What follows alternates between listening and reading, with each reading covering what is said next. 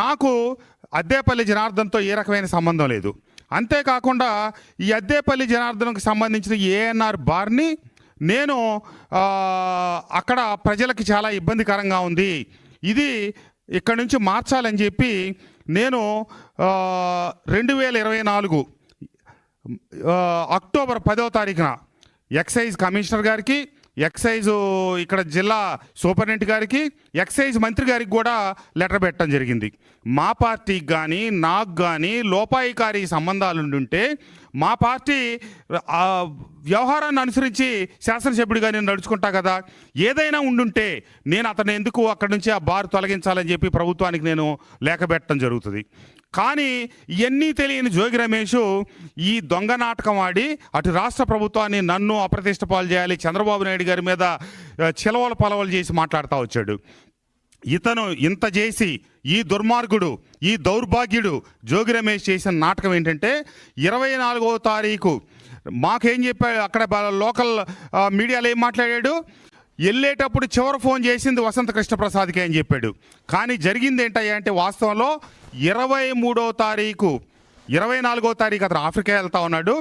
23వ తారీఖు అద్దేపల్లి జనార్దన్కి కబురు చేసి నువ్వు ఎప్పుడు వెళ్తున్నావు అంటే నేను రేపు బయలుదేరి వెళ్తున్నా అని చెప్పాడు. అయితే నువ్వు నా దగ్గరకు రా మాట్లాడదామని చెప్పాడు.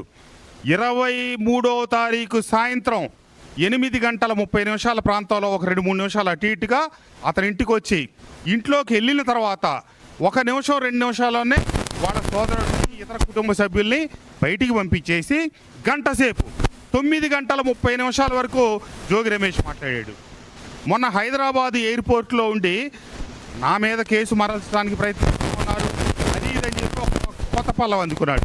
మేము ఈ వీడియోలు చూసి ఏంటబ్బా ఇతను కొత్తగా మాట్లాడుతున్నాడు, ఇతని మీద కేసు చెప్పడానికి ఏముంది అసలు, ఇక్కడ ఇట్లా మాట్లాడుతూ ఉన్నాడు, ఎవరో జయచంద్రారెడ్డి, ఇక్కడ అద్దేపల్లి జనార్దన్ రావు, మధ్యలో ఇతను తనకు ఆపాదించుకుంటున్నాడు ఏంటని మాకేం అర్థం కాల.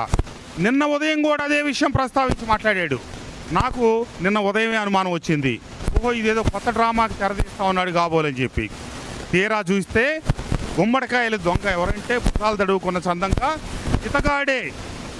అతను ఈ నాటకం అంతా ఆడి స్థానిక శాసనసభ్యుడైన నా మీద బురద జల్తా రాష్ట్ర స్థాయిలో చంద్రబాబు నాయుడు గారిని, లోకేష్ బాబు గారిని, పవన్ కళ్యాణ్ గారిని అవాకులు చవాకులు పేలతా ఈ కార్యక్రమం అంతా చేసి చివరిసారిగా తెల్లారి పొద్దున ఫారిన్ వెళ్తా ఉంటే ముందు రోజు సాయంత్రం ఇంటికి పిలిపించుకొని గంట సేపు మాట్లాడి ఈ పథకం అంతా రచించి అతను పంపించి ఇతను తర్వాత ఈ డ్రామాలకు తెరదీశాడు.